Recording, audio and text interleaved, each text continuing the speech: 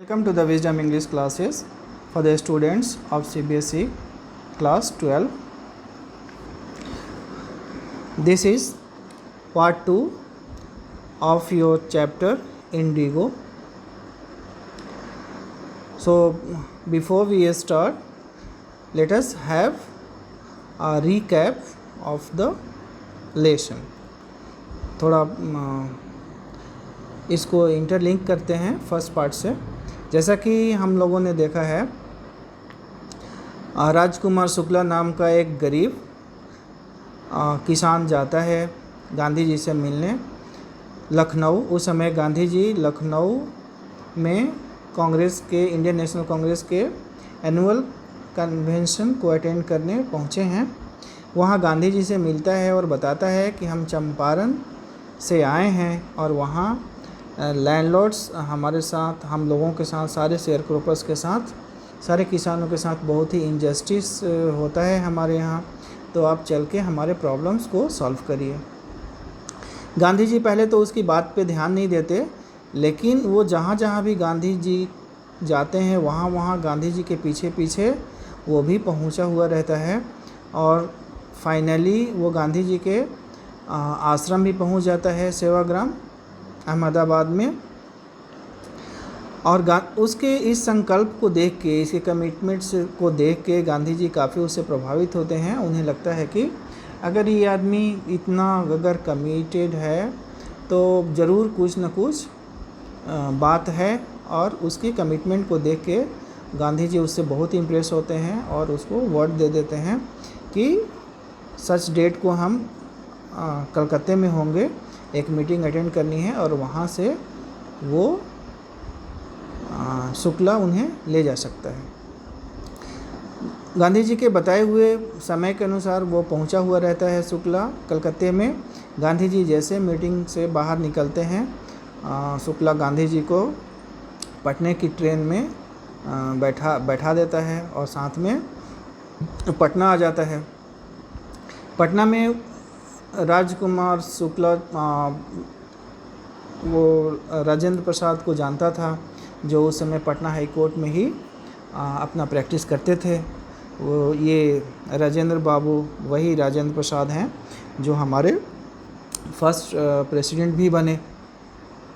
वहाँ उस समय तो राजेंद्र बाबू थे नहीं अपने घर पर, तो उनके जो सर्वेंट्स थे शुक्ला को तो जानते थे कि गरीब किसान है और मालिक के पास आते जाते रहता है, लेकिन गांधी जी को भी उन्होंने अनदर पीजेंट ही समझा और दोनों को नीचे ही बैठाते हैं। फिर गांधी जी को मना भी करते हैं कि वो कुएं से पानी नहीं निकाल सकते क्योंकि पूरा कुआं अशुद्ध हो सकता है।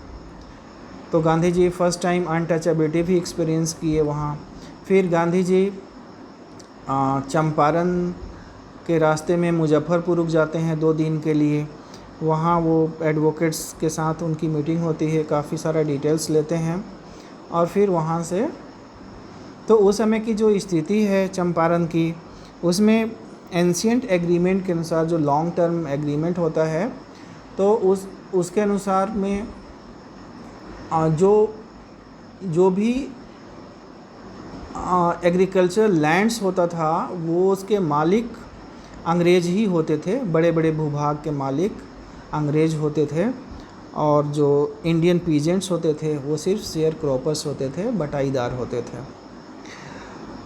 उनके साथ एक कंडीशन होता था कि जो भी खेत वो खेत पे काम कर रहे होते हैं, जितना हिस्सा उनको मिला हुआ है खेती करने के लिए, उसका 15% लैंड, जो अभी भी 3 कठिया सिस्टम के नाम से वहाँ जाना जाता है, चंपारण के बुज़ुर्ग लोग उसे 3 कठिया सिस्टम के नाम से जानते हैं, लेकिन हमारी भाषा में 15% वो लैंड होता है। तो उस पे 15% लैंड पे उनको इंडिगो, उस समय इंडिगो ही कमर्शियल क्रॉप होता था, इंडिगो पैदा करना होता है और सारा इंडिगो का जो उपज होता है वो अपने मालिक को सरेंडर करना होता था एज ए रेंट। इसी बीच जर्मनी में सिंथेटिक इंडिगो का आविष्कार हो जाता है। तो अब अंग्रेज़ों के लिए इसकी खेती, इंडिगो की खेती फ़ायदेमंद बिजनेस नहीं रह गया। तो उन्होंने एक उपाय निकाला कि ये 15% जो कंपल्सन खेती है इंडिगो की, उसको रिलीज़ करने के लिए वो पैसा कंपनसेशन मांगने लगे। कुछ जो विलिंगली साइन कर दिया वो तो ठीक है, जिन्होंने मना किया साइन करने से उनको केस मुकदमे में फंसाना या फिर अपने जो प्राइवेट गुंडे होते थे उनके हेल्प से उनको टॉर्चर करना, इस तरह से होते रहता था। और फिर जल्दी ही ये बात गरीब किसानों तक पहुंच गई कि सिंथेटिक इंडिगो के वजह से ये हमारे पे कोई उपकार नहीं कर रहे हैं। और फिर जिन्होंने साइन किया हुआ था, जिन्होंने पैसा दे रखा था, वो अपना पैसा मांगने लगे कि ये तो आप हमारे पे ज्यादती कर रहे हैं, हमसे पैसा ठग रहे हैं, आप इलीगल मनी हमसे आप एक्सटॉर्ट किए हैं, आप पैसा दीजिए। और इसी सिचुएशन में गांधी जी का चंपारण में अराइवल होता है। और आगे देखते हैं। At this point, Gandhi arrived in Champaran. He began by trying to get the facts. First, he visited the secretary of the British Landlords Association. The secretary told him that they could give no information to an outsider. Gandhi answered that he was no outsider. तो गांधी जी चंपारण में जाकर सबसे पहले वो facts इकट्ठा करना चाहते थे और सबसे पहले उन्होंने ब्रिटिश लैंडलॉर्ड्स एसोसिएशन के सेक्रेटरी के पास गए उनसे बात करने। लेकिन जो सेक्रेटरी थे ब्रिटिश लैंडलॉर्ड्स एसोसिएशन के, उन्होंने बिल्कुल भी मना कर दिया और उनका कहना था कि वो किसी भी आउटसाइडर के साथ कोई इन्फॉर्मेशन शेयर नहीं कर सकते। लेकिन गांधी जी का कहना था कि आउटसाइडर तो वही अंग्रेज़ ही हैं, ये तो इंडियन ही हैं, अंग्रेज़ ये गांधी जी तो आउटसाइडर हैं नहीं। लेकिन बिल्कुल भी इंटरटेन नहीं किया वहाँ सेक्रेटरी ने इन्हें। फिर नेक्स्ट गांधी जी कहाँ जाते हैं? Gandhi called on the British official commissioner of the Tirhut division in which the Champaran district lay. The commissioner, Gandhi reports, proceeded to bully me and advised me forthwith to leave Tirhut. फिर secretary के बाद में वो Tirhut division के commissioner के पास जाते हैं गांधी जी, उनसे इस मुद्दे पर बात करने की कोशिश करते हैं। लेकिन कमिश्नर बिल्कुल भी नाराज़ हो जाता है और उनके साथ वो डांटने लगता है, जोर ज़बरदस्ती करने लगता है। प्रोसीडेड टू बुली मी, उनके साथ अभद्र व्यवहार करता है और उनको सलाह देता है कि आप बिल्कुल भी चंपारण छोड़ दो। गांधी डिड नॉट लीव, लेकिन गांधी चंपारण बिल्कुल नहीं छोड़ते हैं। Instead he proceeded to Motihari, वो मोतिहारी पहुंच जाते हैं जो चंपारण का डिस्ट्रिक्ट हेड क्वार्टर है, डिस्ट्रिक्ट टाउन है, the capital of Champaran. Several lawyers accompanied him, Gandhi ji के साथ ढेर सारे लॉयर्स भी होते हैं। At the railway station a vast multitude greeted Gandhi, Gandhi ji का बहुत लोग मिल के उनका स्वागत करते हैं। He went to a house and using it as headquarters continued his investigation, वहाँ एक घर को अपना ऑफिस बना लेते हैं और वहीं से इन्वेस्टिगेशन अपना शुरू करते हैं, वहीं से जांच पड़ताल वो शुरू करते हैं। A report came in that a patient had been maltreated in a nearby village, तभी गांधी जी को एक इन्फॉर्मेशन मिलता है कि पड़ोस के किसी गांव में वहाँ एक किसान टॉर्चर हो रहा है अपने लैंडलॉर्ड के द्वारा। Gandhi ji decided to go and सी, और गांधी जी ये तय करते हैं कि चल के उसे देखा जाए, उससे मिला जाए, क्या प्रॉब्लम है उसका। The next morning he started out on the back of an elephant, तो एक एलिफेंट के ऊपर बैठ के और गांधी जी उस किसान से मिलने बगल के गांव में जा रहे होते हैं। He had not proceeded far when the police superintendent's messenger overtook him, और कुछ ही दूर गए होंगे तभी जो पुलिस सुपरिटेंडेंट्स का एक मैसेंजर जो एसपी होते हैं उसका एक आदमी उनको ओवरटेक करता है और उनको and ordered him to return to town, और उनको ऑर्डर करता है कि आप इमीडिएट शहर लौटिए। इन हीज कैरेज, वो अपनी गाड़ी में उनको बैठा लेता है। गांधी जी कंप्लाइड, गांधी मान जाते हैं और उसकी गाड़ी में बैठ के वापस शहर आ जाते हैं।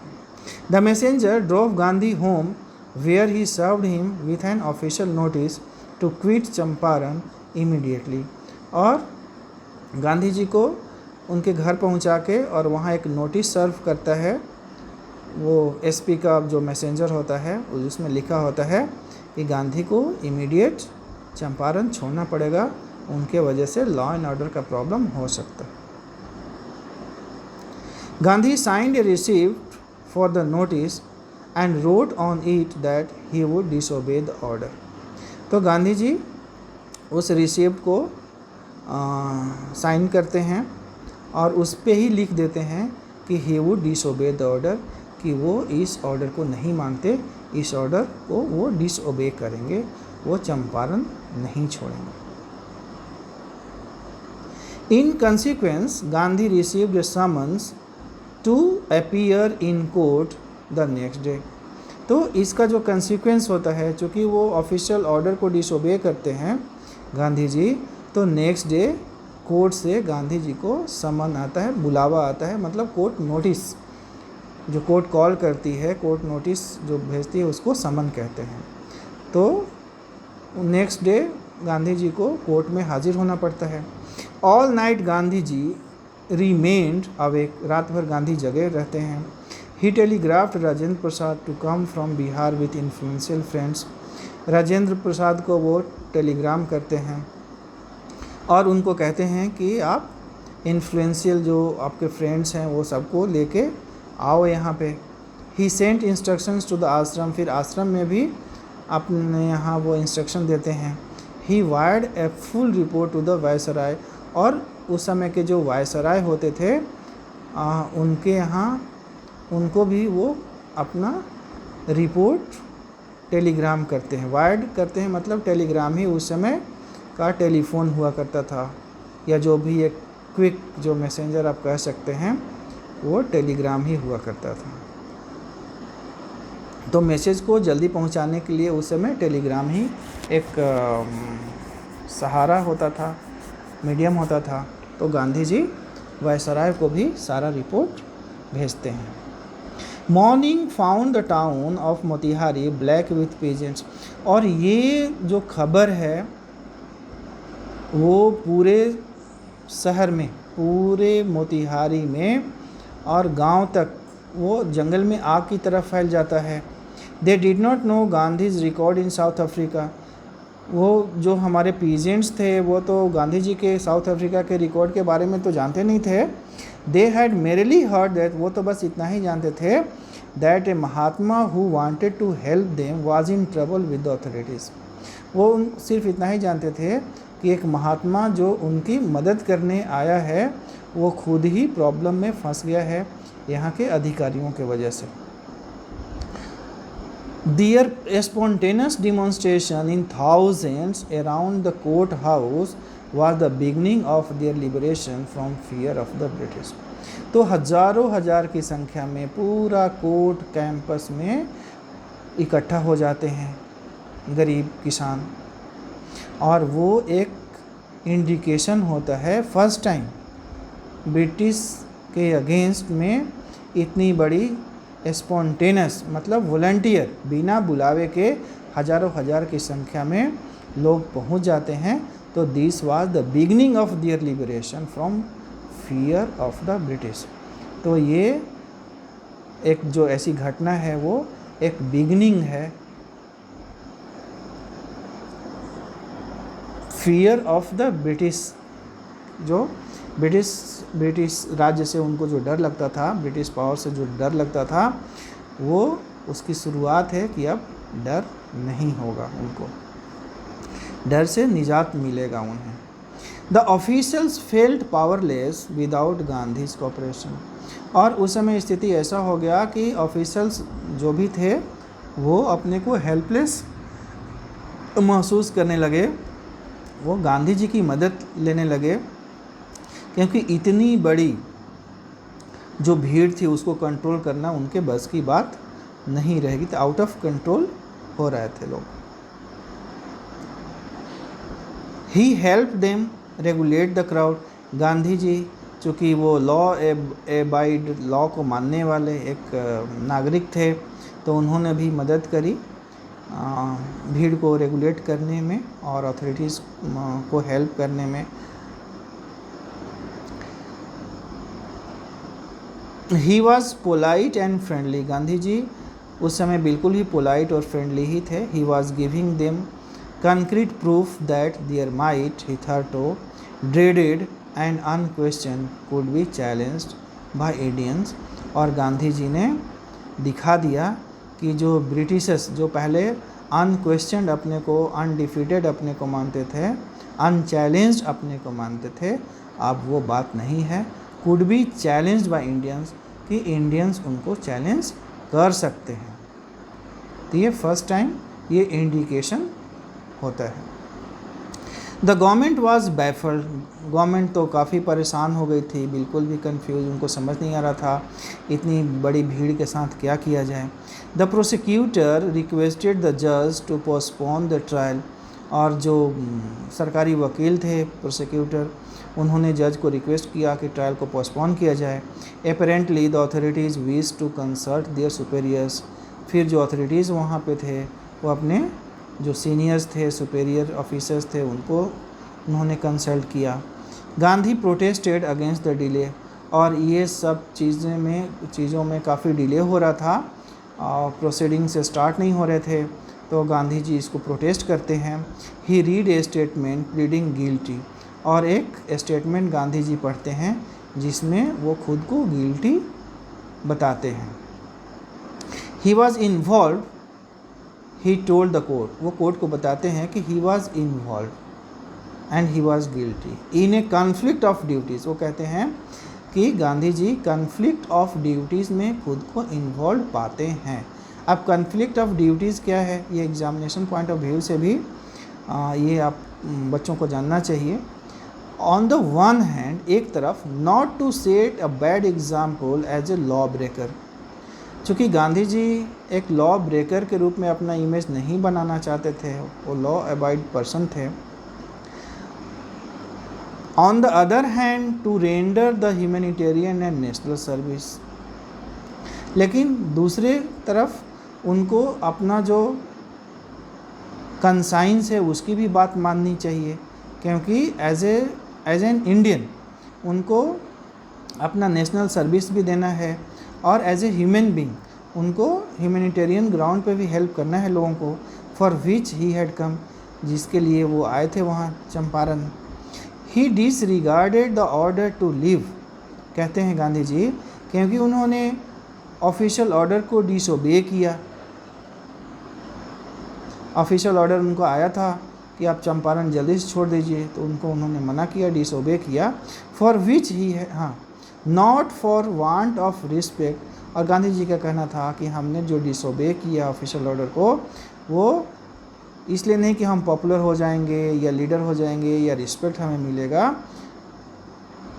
Respect for lawful authority, but in obedience to the higher law of our being, the voice of conscience. उनका कहना था कि हमने अपनी कंसाइंस, अंतरात्मा की आवाज़ सुनी और हमने एक नेशनल सर्विस दिया, एक ह्यूमैनिटेरियन ग्राउंड पे एक मदद करने की कोशिश करी है, ऐसा उनका कहना था।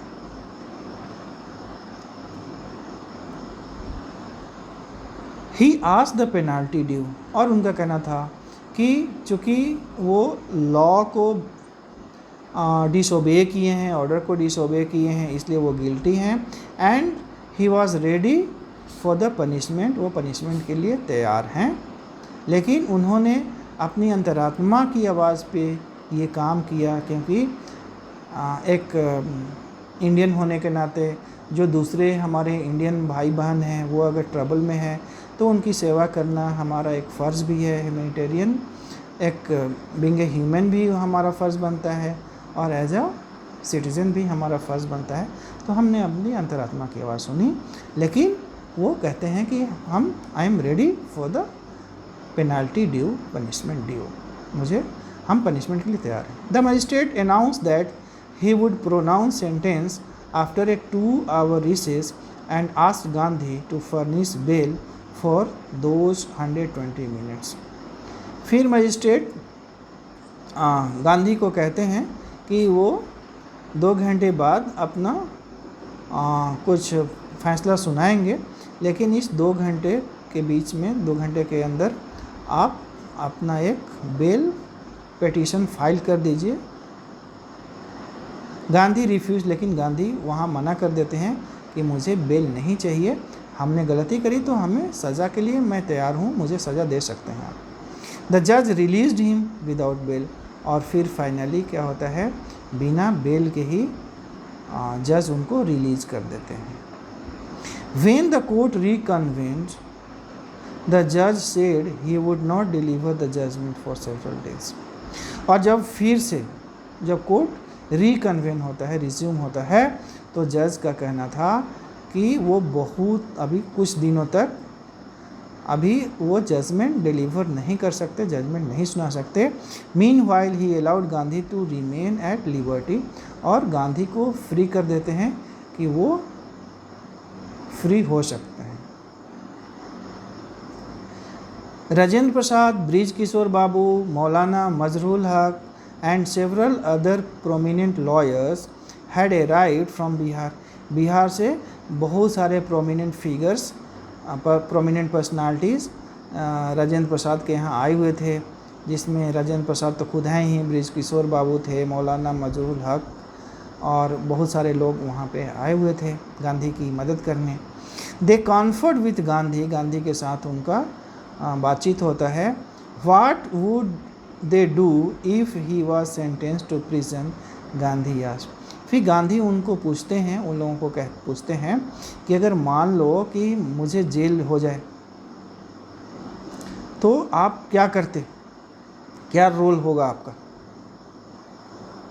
Why, the senior lawyer replied, तो सीनियर जो लॉयर्स थे उनका कहना था कि they had come to advise and help him, कि वो तो गांधी जी को मदद करने आए हैं, उनको सलाह देने आए हैं।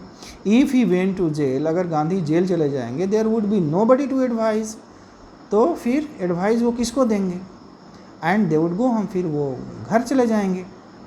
What about the injustice to the sharecroppers, Gandhi demanded.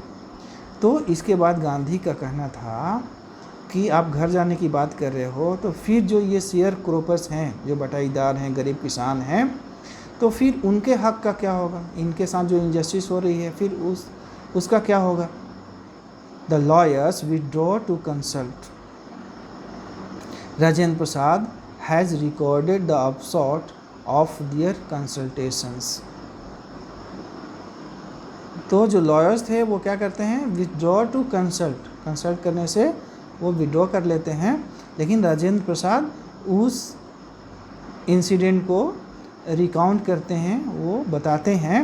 They thought amongst themselves that Gandhi was totally a stranger and yet he was prepared to go to prison for the sake of the peasants, if they on the other hand, being not only residents of the adjoining districts but also those who claim to have served these peasants, should go home, it would be shameful desertion.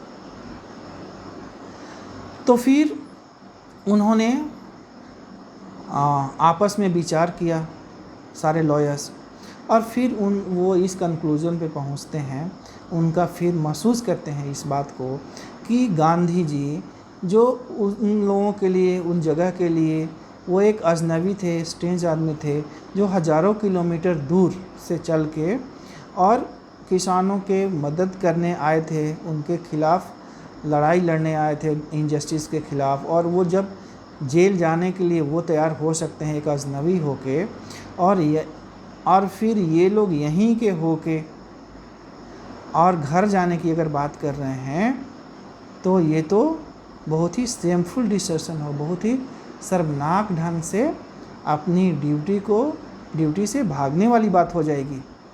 ये तो बिल्कुल भी unfair होगा, ऐसा नहीं कह सकते।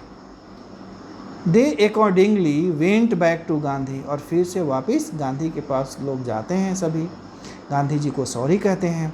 And told him they were ready to follow him into jail, और फिर गांधी को वो प्रॉमिस करते हैं कि नहीं वो वापस घर नहीं जाएंगे, वो गांधी जी को फॉलो करेंगे, वो भी जेल जाने के लिए तैयार हैं। इस लड़ाई में वो भी एक्टिव रोल प्ले करना चाहते हैं। The battle of Champaran is won, he exclaim. इतनी बात सुन के गांधी जी को काफ़ी अच्छा लगता है और कहते हैं कि जब इतना साथ मुझे मिल गया तो बैटल ऑफ चंपारण तो हम लोग जीत ही गए।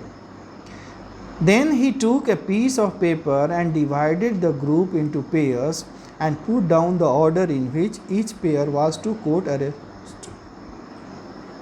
और तभी गांधी जी प्लान कर देते हैं, दो दो के ग्रुप में सारे लोगों को बांट देते हैं और उनको इंस्ट्रक्शन देते हैं कि अगर गांधी जी को जेल होता है तो वो लोग भी खुद को कोर्ट अरेस्ट कराएगा।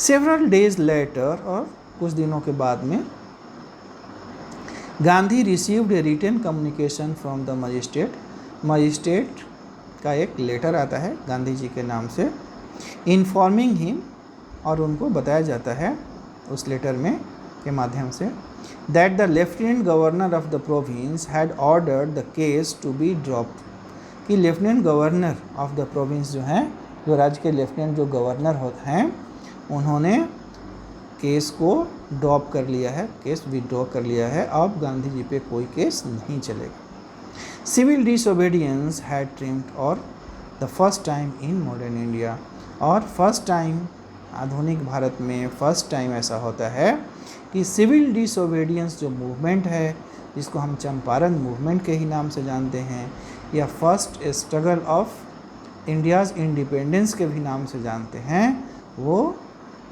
जीत हो जाती है। सिविल डिसोबीडियंस उसका नाम है, यानी कि नागरिक अवज्ञा आंदोलन। जो गांधी जी के जो सत्य और अहिंसा जो टूल्स, गांधी जी के दो जो टूल्स वेपन्स होते थे, सत्य और अहिंसा, उसके माध्यम से चंपारण का जो सत्याग्रह है, चंपारण का जो बैटल है, वो जीत लिया गया था। This was the first time in modern India.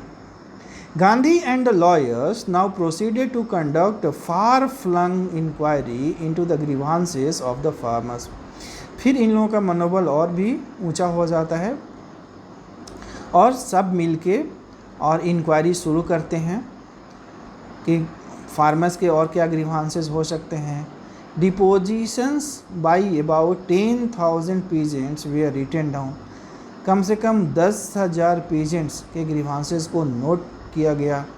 And notes made on other evidence, फिर दूसरे एविडेंस से भी नोट्स बनाए गए। Documents were collected, the whole area throbbed with the activity of the investigators and the vehement protest of the landlords. और advocates और peasants वगैरह मिल के और काफ़ी एक्टिविटीज़ कर रहे थे, काफ़ी एविडेंस इकट्ठा कर रहे थे। फार्मर्स के ग्रीवांसेस को नोट डाउन किया जा रहा था, हज़ारों हज़ार फार्मर्स के ग्रीवांसेस को। और उसी समय जो लैंडलॉर्ड्स होते थे वो भी काफ़ी प्रोटेस्ट कर रहे होते थे, और चंपारण जो था वो फुल ऑफ एक्टिविटीज़ वहाँ चल रहा था। In June Gandhi ji was summon to sir Edward Gait the lieutenant governor, और जून में गांधी जी को एक कॉल आता है लेफ्टिनेंट गवर्नर के यहाँ से। बिफोर ही वेंट ही met leading associates and again led detailed plans for civil disobedience if he should not return. फिर गांधी जी को लगता है कि लेफ्टिनेंट गवर्नर का कॉल आया है, हो सकता है उसे उन्हें जेल भेज दिया जाए।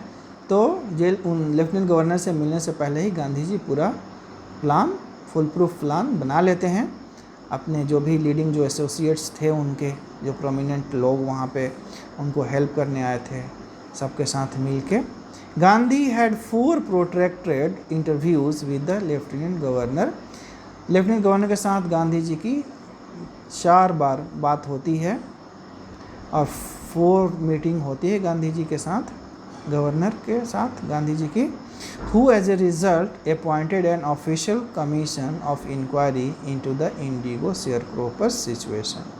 और गांधी जी लेफ्टिनेंट गवर्नर को कन्विंस करने में सफल हो जाते हैं और लेफ्टिनेंट गवर्नर को लगता है कि नहीं, यहाँ इसमें इंक्वायरी ज़रूरी है।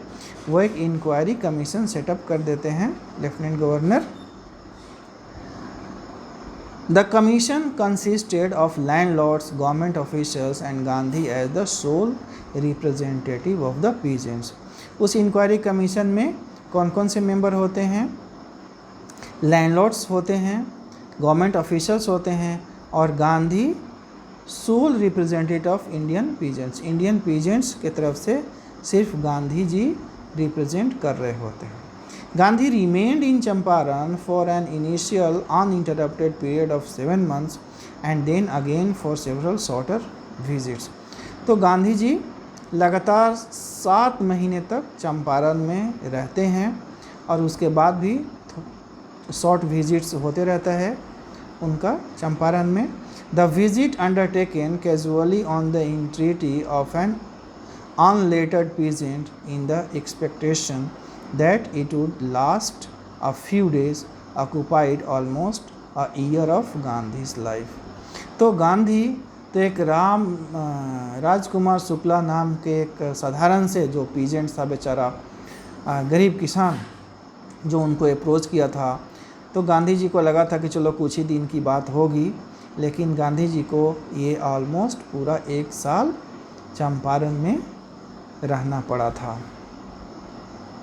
The official inquiry assembled a crushing mountain of evidence against the big planters, and when they saw this, they agreed in principle to make refunds to the peasants।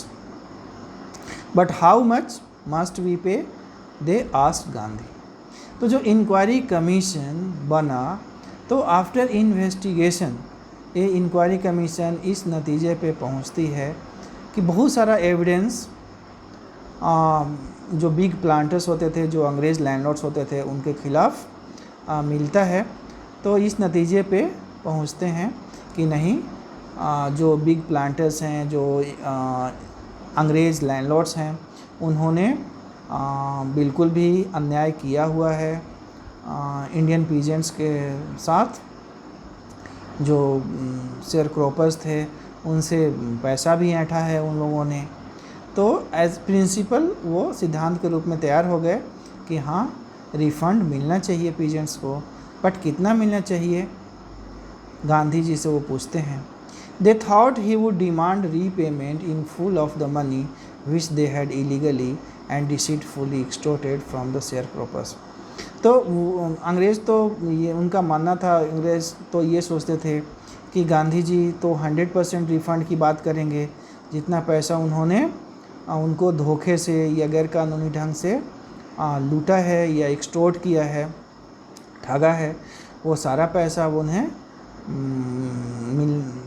देना पड़ेगा। ही आस्क्ड ओनली 50%, लेकिन गांधी जी 50% पे ही 50% ही मांगते हैं कि चलो 50% ही आप लोग दे दो। देयर ही सीम्ड एडमेंट, लेकिन 50% पर वो एडमेंट थे, रिजिड हो गए थे कि 50% तो आपको देना ही पड़ेगा। राइट्स रेवरेंड जे.जेड होज। जे.जेड होज जो एक ब्रिटिश मिशनरी चंपारण में थे, तो उन्होंने काफ़ी ऑब्ज़र्व किया था entire episode eight close range, जो काफ़ी नज़दीक से होके, और इन सारे एपिसोड को उन्होंने वॉच किया था। उनका कहना था कि 50% पर तो गांधी जी काफ़ी रिजिड थे। Thinking probably that he would not give way, the representative of the planters offer to refund to the extent of 25%, and to his amazement Mr. Gandhi took him at his word, thus breaking the deadlock। लेकिन जो अंग्रेज़ landlords थे वो 25% ही offer करते हैं कि हम लोग 25% ही दे सकते हैं। लेकिन उनको आश्चर्य हुआ क्योंकि गांधी जी 25% पे भी एग्री हो गए, रेडी हो गए कि चलो ठीक है 25% ही दे दो, कम से कम ये जो डेडलॉक है वो तो टूटे, फिर बातचीत आगे बढ़े, फिर आगे का कुछ काम किया जाए। This settlement was adopted unanimously by the commission, और ये जो 25% रिफ़ंड की जो बात हुई वो यूनैनिमस ढंग से, माने सारे लोग कमीशन में जो भी मेंबर्स थे सब लोग उसको एग्री करता है, सब लोग मान जाता है। Gandhi explained that the amount of the refund was less important than the fact that the landlords had been obliged to surrender part of the money and with it part of their prestige। Gandhi ji का ऐसा मानना था कि 25% जो money है वो ज़्यादा important नहीं है, इससे ज़्यादा इम्पोर्टेंट है कि अब तक जो ब्रिटिश, जो अंग्रेज़ अपने को अनचैलेंज, अनडिफिटेबल समझते थे, वो एक छोटे अमाउंट के साथ साथ अपना प्रेस्टीज भी सरेंडर कर रहे हैं, ये ज़्यादा इम्पोर्टेंट है। Therefore, as far as the peasants were concerned, the planters had behaved as lords। तो उस गरीब किसानों के लिए तो जो प्लांटर्स थे, जो मालिक थे, उनके अपने को लॉर्ड्स ही समझते थे और एबव द लॉ खुद को मानते थे, क्योंकि अंग्रेज़ों का शासन था, वो अंग्रेज़ ज़मींदार हुआ करते थे, तो उनको लगता था कि वो एबव लॉ हैं, उनका कुछ नहीं कोई बिगाड़ सकता है, और अनचैलेंज्ड अपने को मानते थे। नाउ द पीजेंट्स सॉ, लेकिन अब पीजेंट्स को लगा, उन्होंने देखा भी कि दैट ही हैड राइट्स, कि पीजेंट्स को समझ में अब बात आती है कि नहीं, उनके पास कुछ अधिकार भी हैं, एंड डिफेंडर्स, और उनके तरफ से कोई लड़ने वाला भी है। ही लर्न करेज, और इस तरह से उनमें एक साहस का संचार होता है, उनमें साहस आती है। Events justified Gandhi's position. Within a few years, the British planters abandoned their estates। और कुछ ही साल के भीतर में, किसी साल के अंदर में, कुछ ही साल के अंदर में हम देखते हैं कि जो ब्रिटिश प्लांटर्स थे, जो सोकल ज़मींदार हुआ करते थे, उन्होंने अपने बड़े बड़े भूभाग को छोड़ के वापस चले गए। Which reverted to the peasants, और वो सारा जो खेत होता था, ज़मीन होती थी, वो किसानों में बांट दी गई। इंडिगो शेयर क्रॉपिंग डिसअपीयर्ड, और इंडिगो जो शेयर क्रॉपिंग होता था वो भी ख़त्म हो गया उसके बाद से। Gandhi never contented himself with large political और इकोनॉमिक सॉल्यूशन, लेकिन गांधी जी इतने भर से संतुष्ट नहीं थे, वो सिर्फ पॉलिटिकल और इकोनॉमिक जो सॉल्यूशन था उससे ही संतुष्ट नहीं थे। He saw the cultural and social backwardness in the Champaran villages, और उन्होंने काफ़ी करीब से लोगों को देखा था, और उनका जो कल्चरल जो बैकवर्डनेस था, जो सोशल बैकवर्डनेस था, वो भी गांधी जी को काफ़ी परेशान करता था। And Gandhi wanted to do something about it immediately, और गांधी इस विषय में भी कुछ करना चाहते थे। He appealed for teachers Madhav Desai and Narhari Parikh, two young men who had just joined Gandhi as disciples, and their wives volunteered for the work. तो गांधी जी क्या करते हैं, वो एक अपील करते हैं अपने लोगों से कि भाई आप आके यहाँ पे अपना फ्री सेवा दीजिए यहाँ के लोगों के लिए। और उन्हें माधव देसाई और नरहरि पारिक, दो वॉलंटियर्स मिल जाते हैं जो अपनी वाइफ्स के साथ, वो अभी अभी ही उनको ज्वाइन किया था, गांधी जी के शिष्य बने थे, वो तैयार हो जाते हैं वहाँ पे सोशल वर्क करने के लिए। Several more came from Bombay, Poona and other distant parts of the land, और बहुत सारे लोग भी दूसरे पार्ट से आते हैं, बॉम्बे, पूना और दूसरे जगह से आते हैं वहाँ वॉलंटियर सर्विस देने के लिए। Devdas Gandhi's youngest son arrived from the ashram and so did mrs Gandhi. Mrs Gandhi जो कस्तूरबा उनकी वाइफ होती हैं वो भी आ जाती हैं, और उनका जो यंगेस्ट सन है जिनका नाम देवदास होता है वो भी आ जाते हैं चंपारण के लोगों की सेवा के लिए। Primary schools were open in 6 villages, और फिर सोशल सर्विस वहाँ स्टार्ट होता है। पॉलिटिकल जो विक्ट्री के बाद सोशल सर्विस वहाँ स्टार्ट होती है, और सोशल सर्विस में वो 3 चीज़ों को फोकस करते हैं। पहला तो एजुकेशन, तो प्राइमरी स्कूल्स खोले गए हैं 6 विलेजेस में। Kasturba taught the ashram rule on personal cleanliness and community sanitation.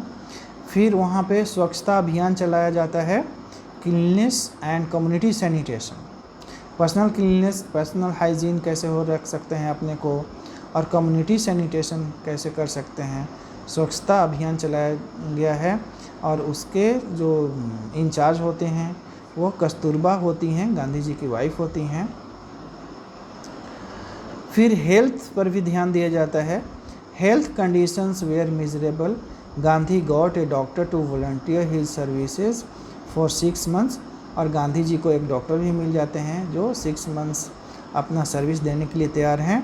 3 medicines where available, तो जो मेडिकल सेंटर वहाँ पे हेल्थ सेंटर शुरू होता है, उस सेंटर पे 3 दवा कॉमनली वहाँ पे अवेलेबल होती है, castor oil, quinine tablet and sulphur ointment. ये 3 तरह की दवा हमेशा अवेलेबल रहती है हेल्थ सेंटर पे। Anybody who showed A coated टंग, जिनका जीभ फरना हम कहते हैं, और वो उस तरह के जो भी पेशेंट आते थे, was given A dose of castor oil, उनको कैस्टर ऑयल दिया जाता था। Anybody with malaria fever received quinine plus castor oil, और मलेरिया फीवर उधर में काफ़ी कॉमन एक बीमारी होती थी, तो उनके लिए, मलेरिया पेशेंट के लिए क्विनिन टैबलेट और प्लस कैस्टर ऑयल दिया जाता था। और anybody with skin eruptions received ointment plus castor oil, और जो स्किन का प्रॉब्लम लेके आते थे तो ऐसे पेशेंट्स को ऑइंटमेंट दिया जाता था, सल्फर ऑइंटमेंट और प्लस कैस्टर ऑयल दिया जाता था। Gandhi notice the filthy state of women clothes, और गांधी काफ़ी परेशान थे कि जो लेडीज़ होती थी उनके क्लोथ्स काफ़ी गंदे होते थे। He asked Kasturba to talk to them about it, उन्होंने कस्तूरबा को कहा कि आप जो लेडीज़ हैं घर की, उनको आप समझाइए कि वो पर्सनल हाइजीन को मेंटेन रखें, वो अपने कपड़े को साफ़ सफाई के साथ रखें। तो one woman to Kasturba into her heart and said, तो ऐसे में जब वो घर घर जाके और लेडीज़ को, घर की औरतों को समझा रही थी कि आप लोग साफ़ रखें, साफ़ सफाई से रहेंगी तो पूरा घर साफ़ सफाई से रहेगा, और आप रोगों को दूर कर सकती हैं, रोगों से अलग रह सकती हैं, स्वस्थ रह सकती हैं। ऐसे में एक औरत कस्तूरबा का हाथ पकड़ के उनको अपने कॉटेज में ले जाती है, हाट में, झोपड़ी में ले जाती है, और उनको दिखाती है, look there is no box और कबर्ड हियर फॉर क्लोथ्स, हमारे इस घर में तो कोई कबर्ड भी नहीं है, कोई बॉक्स भी नहीं है क्लोथ्स का। The sari I am wearing is the only one I have, ये साड़ी जो हम अपने शरीर पे डाले हैं, बस यही कपड़े के नाम पे मेरे पास बस यही एक साड़ी है अपना तन ढकने के लिए।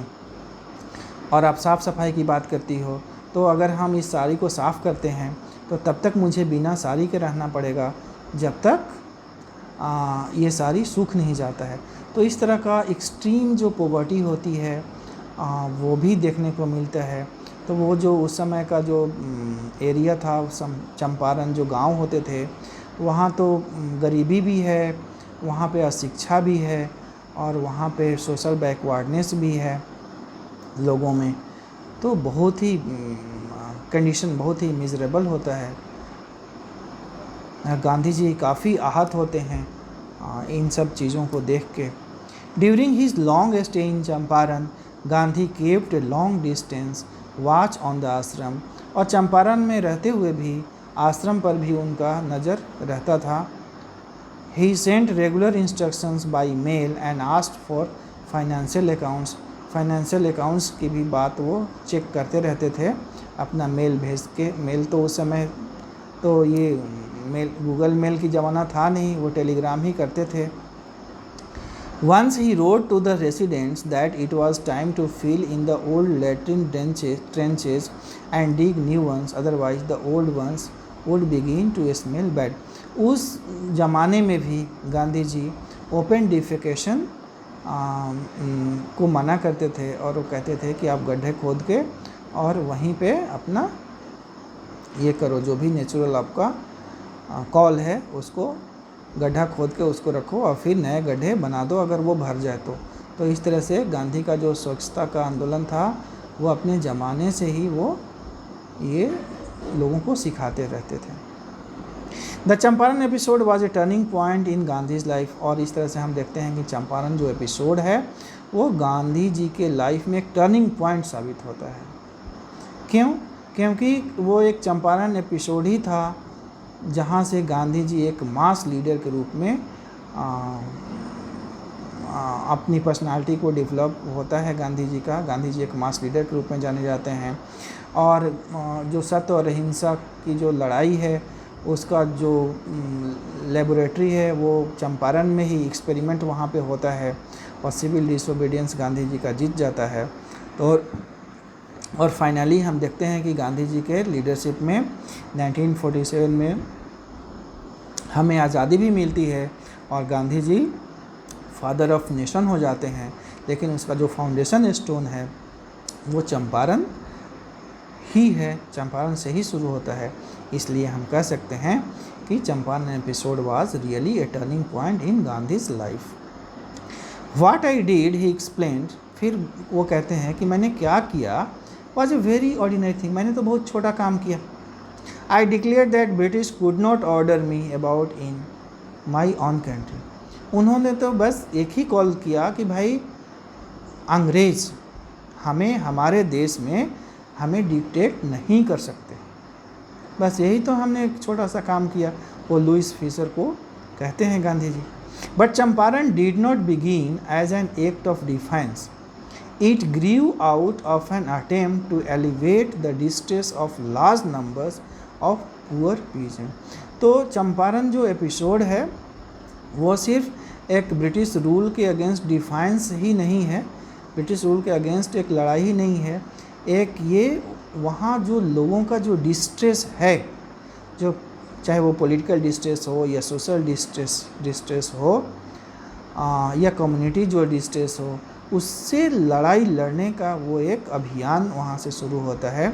This was the typical Gandhi pattern, और यही गांधी जी का एक टिपिकल पैटर्न है, गांधीज़म जिसको हम कहते हैं, the way of Gandhi. His politics were intertwined with the practical day to day problem of the millions. तो गांधी जी की जो पॉलिटिक्स थी वो सिर्फ सत्ता पे बैठने की पॉलिटिक्स नहीं थी, सरकार बनाने की पॉलिटिक्स नहीं थी, बल्कि लोगों की सेवा करने की पॉलिटिक्स थी। लोगों का जो डे टू डे का जो प्रॉब्लम है लाखों लोगों का, उनके साथ उनके प्रॉब्लम को शेयर करने का, उनके प्रॉब्लम को दूर करने की कोशिश करने का, उनके हर सुख दुख में साथ रहने का, ये जो कम्युनिटी सर्विस है, लोगों की सर्विस ही पॉलिटिक्स था गांधी जी के लिए। His was not a loyalty to abstractions, it was a loyalty to living human being। वो पॉलिटिकल जो उनका लॉयल्टी टू एब्स्ट्रैक्शन था कि अंग्रेज़ों के ख़िलाफ़ सिर्फ लड़ाई करना है, ऐसा नहीं था। उनका क्या था, it was a loyalty to living human beings. वो जो लिविंग ह्यूमन बींग्स थे उनकी हम कैसे सेवा कर सकते हैं, तो वो ज़्यादा फोकस करते थे। In everything Gandhi did, moreover, he tried to mold a new free Indian who could stand on his own feet and thus make India free। Gandhi ji का ऐसा मानना था कि जो इंडियंस हैं उनको अपने पैरों पे खड़ा होना चाहिए, और जब वो अपने पैरों पे खड़ा हो सकते हैं और तभी वो अपनी लड़ाई भी लड़ सकते हैं और इंडिया को फ्री कर सकते हैं। Early in the Champaran action, Charles Freer Andrews, the English pacifist who had become a devoted follower of the Mahatma, came to bid Gandhi farewell before going on a tour of duty to the Fiji Islands. एक Charles फ्रियर Andrews नाम का जो अंग्रेज़ था वो गांधी जी का शिष्य बना था, अभी अभी ही रिसेंट में ही वो फिजी जाने से पहले, फिजी आइलैंड उसे जाना था, वहाँ जाने से पहले गांधी जी से मिलने पहुँचा था। Gandhi's lawyer friends thought it would be a good idea for Andrews to stay in Champaran and help them.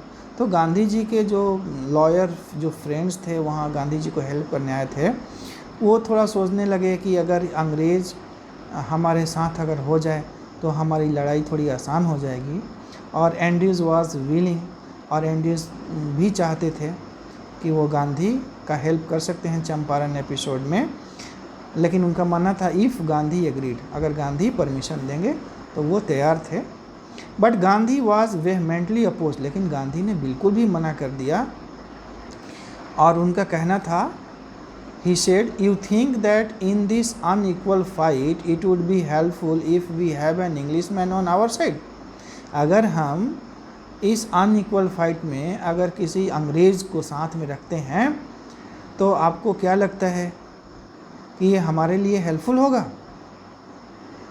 This shows the weakness of your heart, ये आपके दिल का एक कमज़ोरी है, आपके मन का ये कमज़ोरी है, ये आपके वीकनेस को शो करता है।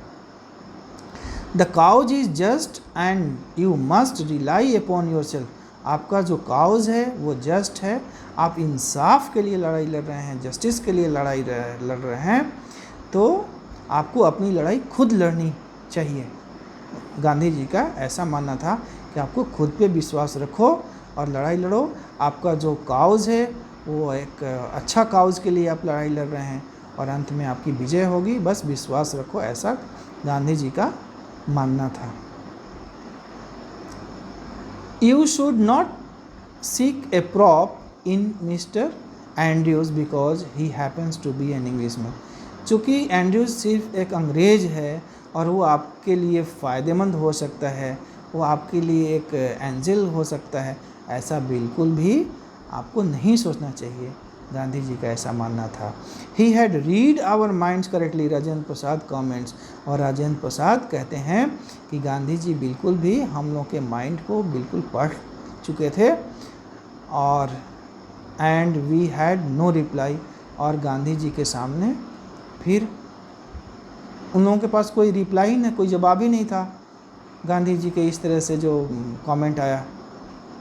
Gandhi in this way taut us A lesson in self reliance, और इस तरह से राजेंद्र बाबू कहते हैं, राजेंद्र प्रसाद जी, कि गांधी जी इस तरह से एक सेल्फ रिलायंस, आत्मनिर्भर होने की बात गांधी कहते हैं कि खुद में विश्वास रखो और अपनी लड़ाई खुद से लड़ो, ये गांधी जी ने उन्हें सिखाया। Self reliance, Indian independence and help to sharecroppers we are all bound together.